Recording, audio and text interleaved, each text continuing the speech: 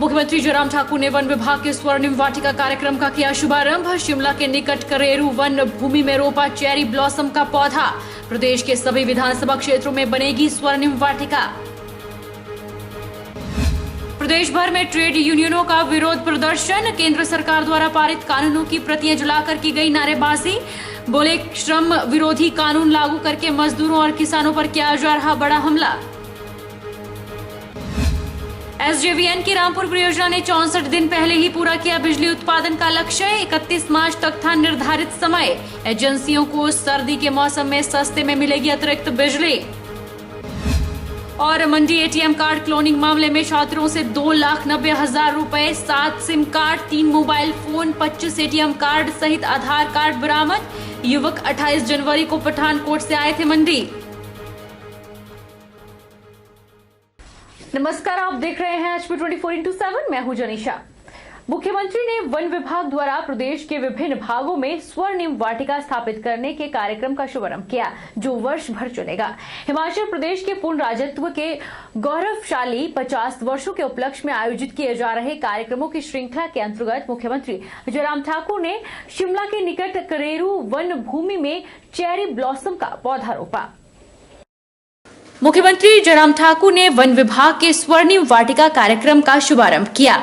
उन्होंने हिमाचल प्रदेश के पूर्ण राज्यत्व के 50 वर्ष पूर्ण होने के उपलक्ष्य में वन विभाग द्वारा प्रत्येक विधानसभा क्षेत्र में स्वर्णिम वाटिका स्थापित करने की पहल के लिए बधाई दी। मुख्यमंत्री ने कहा कि इससे लोगों को आराम की सुविधा प्रदान करने के लिए रमणीक स्थलों को विकसित करने के साथ साथ प्रकृति के महत्व और इसके संरक्षण के बारे में शिक्षित करने में सहायता मिलेगी।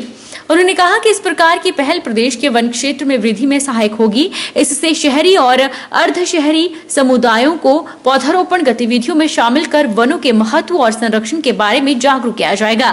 मुख्यमंत्री ने कहा कि ये वाटिका स्थानीय लोगों को मनोरंजन के लिए स्थान उपलब्ध करवाएगी, जहाँ उन्हें पैदल चलने और आराम करने की सुविधा उपलब्ध करवाई जाएगी। हिमाचल प्रदेश अपने स्टेटहुड के पूर्ण राज्यत्व के 50 वर्ष पूर्ण करने पर हमने हिमाचल प्रदेश में अलग अलग विभागों के माध्यम से अलग अलग इनिशिएटिव लेने के लिए कहा था।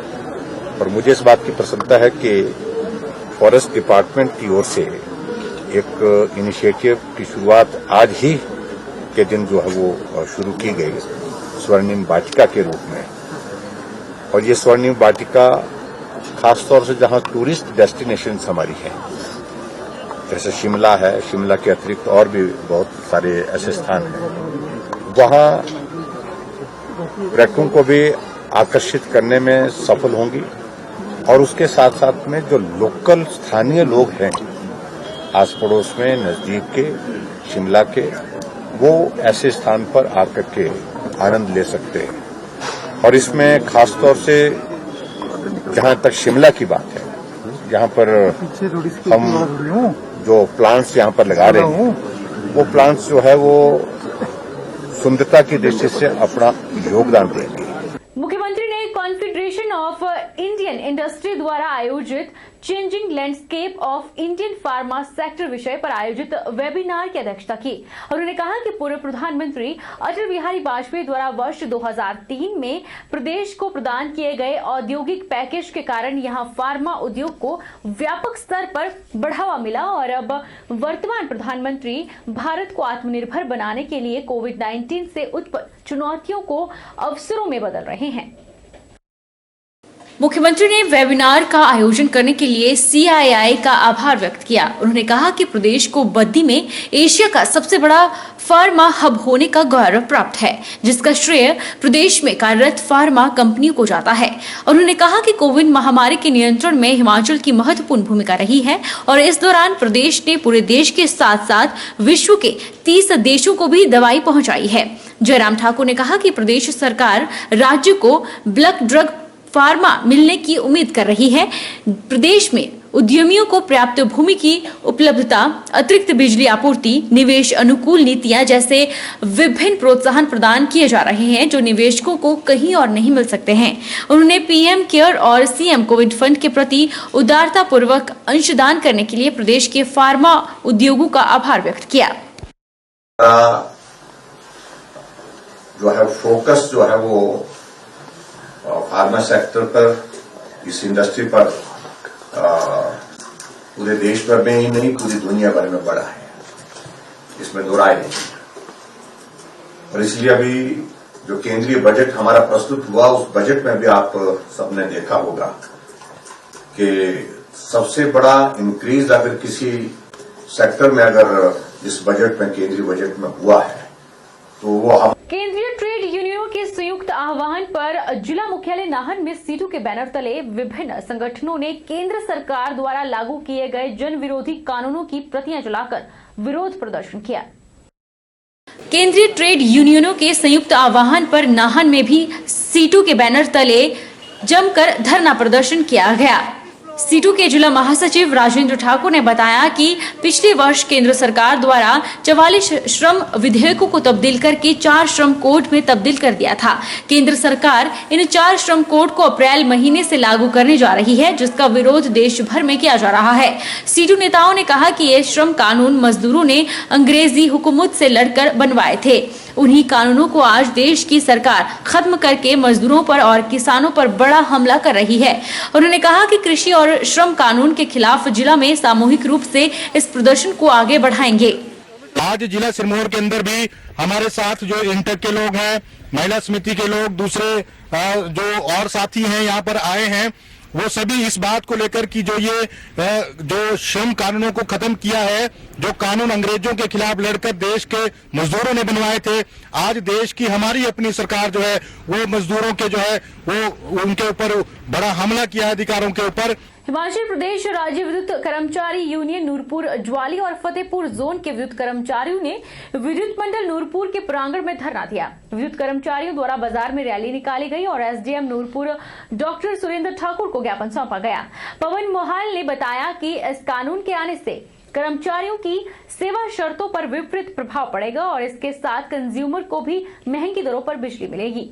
विद्युत कर्मचारी यूनियन के प्रदेश वरिष्ठ उपाध्यक्ष पवन मोहाल ने बताया कि आक्रोश रैली में केंद्र सरकार द्वारा बिजली के निजीकरण का पुरजोर विरोध किया गया।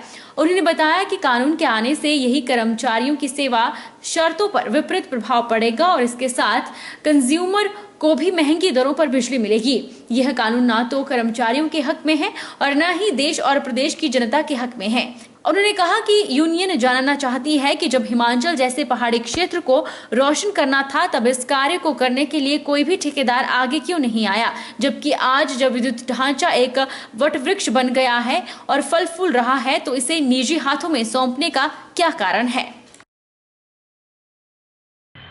उस टाइम जब जरूरत थी बिजली बोर्ड के निजीकरण की, ठेकेदारों को देने की, क्योंकि जिस समय बिजली बोर्ड को हम इलेक्ट्रीफाई पूरे हिमाचल को करने के प्रयास में थे, उस समय सड़कें भी नहीं थी और साधन बहुत कम थे, गाड़ियां साइड पे नहीं पहुंचती। लोगों ने अपने कंधों के ऊपर पोल को ढोकर के पूरे हिमाचल को रोशन किया।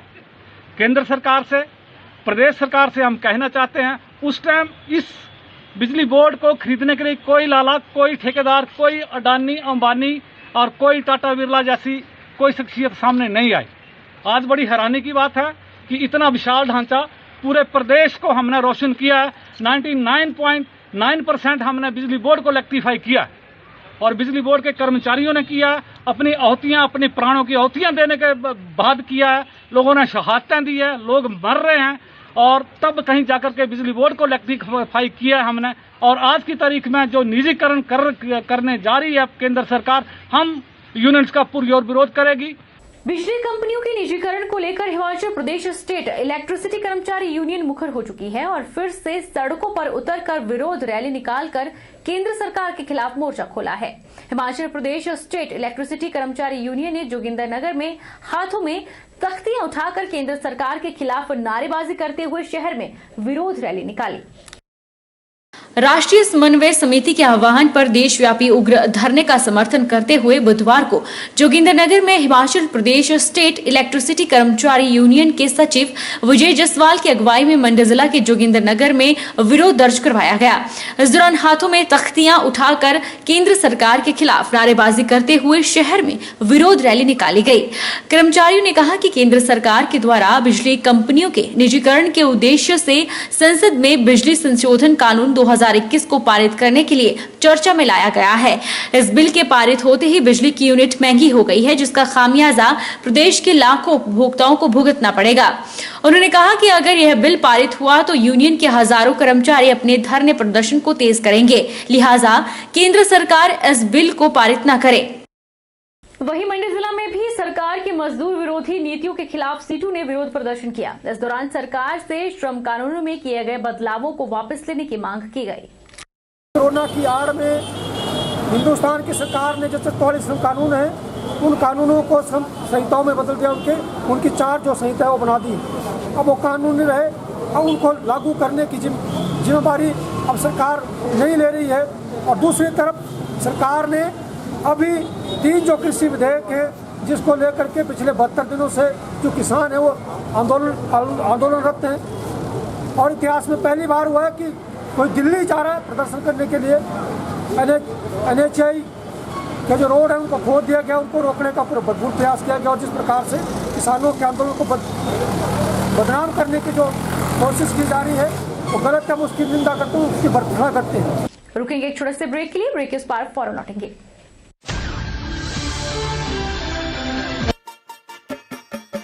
छोटे, आज का मैच तेरी बैटिंग का असली टेस्ट है। Test sir, test drive. Test बहन जी, मतलब टेस्ट तो कर लूं।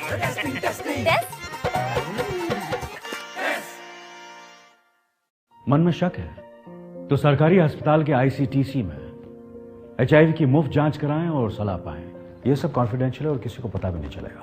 अगर टेस्ट पॉजिटिव निकले तो मुफ्त चिकित्सा के लिए ART सेंटर में जरूर रजिस्टर करवाएं। HIV के साथ भी आप सामान्य जीवन जी सकते हैं। तो लीजिए एक कदम जिंदगी की ओर।